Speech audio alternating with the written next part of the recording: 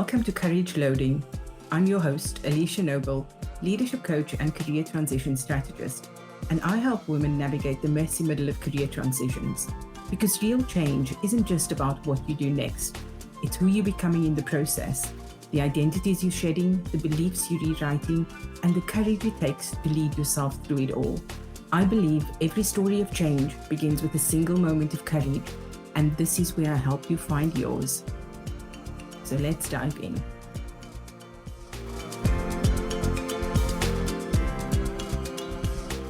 There's a reason the most successful transitions I've seen were never solo journeys, not because those women couldn't do it alone, but because they were wise enough not to.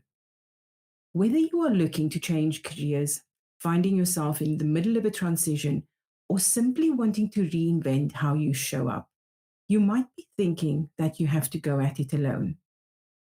But a successful transition is not a solo sport.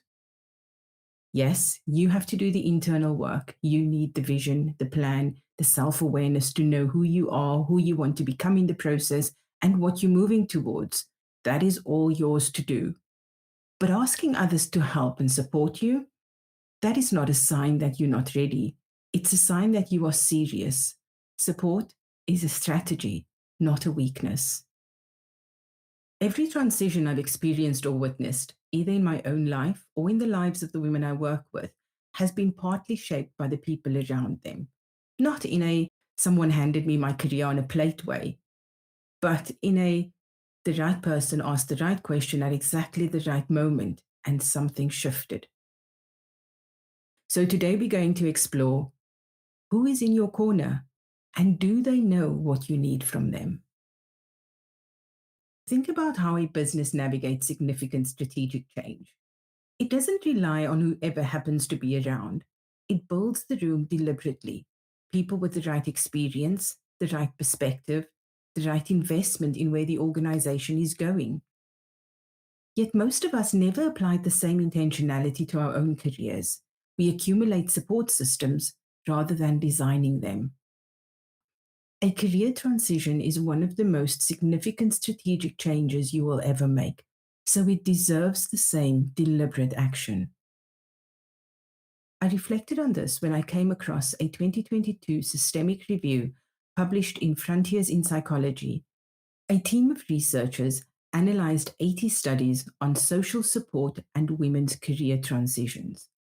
And what they found validated exactly this idea. 4 types of support show up consistently in successful transitions: emotional, appraisal, informational, and instrumental. So I thought, what if I took these 4 types of support and overlaid them into specific roles of people we need during a transition? Think of them as the C-suite of your personal board. So, who do you need on your board? I've put these into 4 key roles. These may differ depending on where you are in your transition. You may want to add more, but give each person a clear job spec.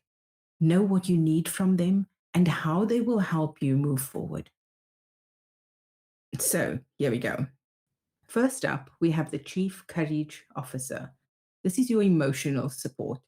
This person gives you the space to feel the wobble without having to be fine. This is the person who holds the weight of the transition with you instead of rushing you to do things and to always be positive. You may ask them, I'm scared of being more visible in this next step. Can I just say it out loud with you and not have you trying to fix it yet? You know you need this person when you're doing all the right things on paper, but in private you panic and you just need somewhere safe where you can say what you feel out loud so that the silence stops feeling heavier than the transition itself. Because deep down, you know that you're capable of doing it. You just need that someone that will help you stretch safely and comfortably, one step at a time. Next up, we have the Chief Truth Officer. This is our appraisal support. This is the person who holds up the mirror, a clean mirror, not a cheerleader or a critic, someone who reflects back to you where you're playing small, and where you're genuinely ready for more.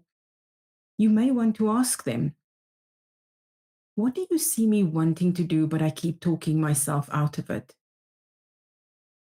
You know you need this person when you keep talking yourself out of opportunities before you've even put your hand up. You see other people doing it and you're thinking, I know I can, I really want to, but then you back out at the last minute. This is the person that will help you see what you're hiding from, that will reflect back to you in an honest and constructive way that help to give you the momentum to move forward. Then we have our Chief Intelligence Officer. This is our informational support. This person gives you an unfiltered inside view of the world where you want to move to. They may tell you how things work, what the unwritten rules are, what good looks like from the inside. You may want to ask them something like, if I'm serious about moving into the space, what do I need to do? What do I need to understand? How does it all work? You know you need this person when you feel like you're hitting walls that you didn't see coming, when everything feels like a blocker and you know you're working hard, you think you're doing the right things, but they're just not quite getting you where you want to be. And then finally, we have our Chief Opportunity Officer. This is our instrumental support. This person gives you practical movement. They make the introductions, the referrals. They make sure that your name is spoken in the rooms that you haven't made it into yet. You may ask them something like, based on what I'm looking for, who should I be talking to? Are you able to introduce me? You know you need this person when you're doing everything right and you still feel invisible, like the right people simply don't know you exist yet. So let's see how we can put this into practice. I want you to write down the names of between 4 and 8 people who currently shape how you think about your career. Think about the people who you go to for support: family, friends, mentors, colleagues or managers, people you're working with now or who you've worked with before. Now, for each name, ask yourself 3 questions. 1. What seat does this person occupy on my board? Are they my chief courage, truth, intelligence, or opportunity officer? And is the support they're offering me actually what I need right now? 2.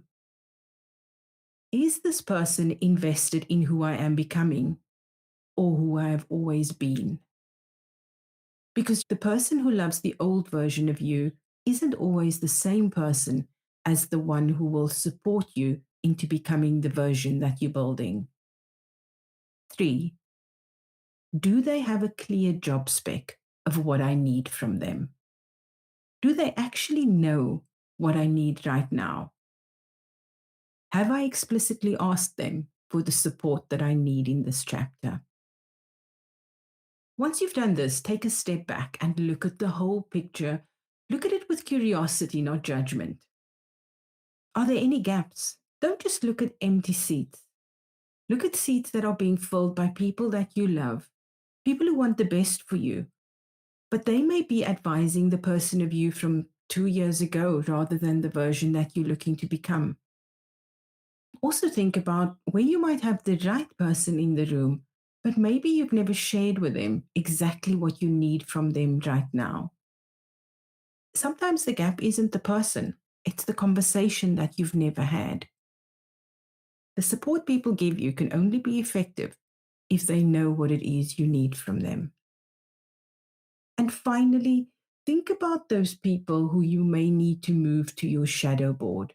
The people who are very important to you, the people who are your cheerleaders and they support you, but they might not be strategically the right people to advise you at this point in your career. That doesn't mean they can't be part of the journey. That just means that they may not always get a seat at the main board. Remember, you get to decide who advises you on this transition.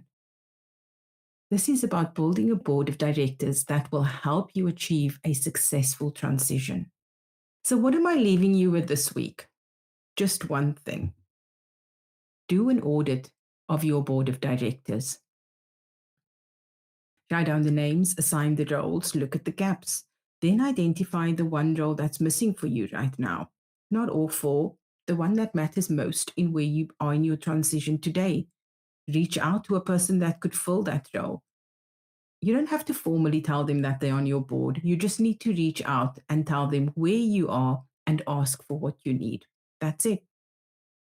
And don't forget that your career is only one part of your life. And it's always important to look at all the aspects and how they fit together and how they can support each other, even if one part is more important than the others right now. So if you do have any challenges on all of the other priorities in your life, why not take my Brave Life Audit? It's a coaching tool that will help you assess all the different areas of your life right now, and I'll put the link in the show notes. If something in today's episode landed for you, or if there's someone who needs to hear this, share this with someone who's in the middle of a transition. Pass it on. You could be someone's chief courage officer today. And if you're ready to stop navigating this alone, there's a link in the show notes to book a discovery call if you'd like to work with me. This is Courage Loading. I'm Alicia Noble. And remember, every story of change begins with a single moment of courage. So what's yours going to be?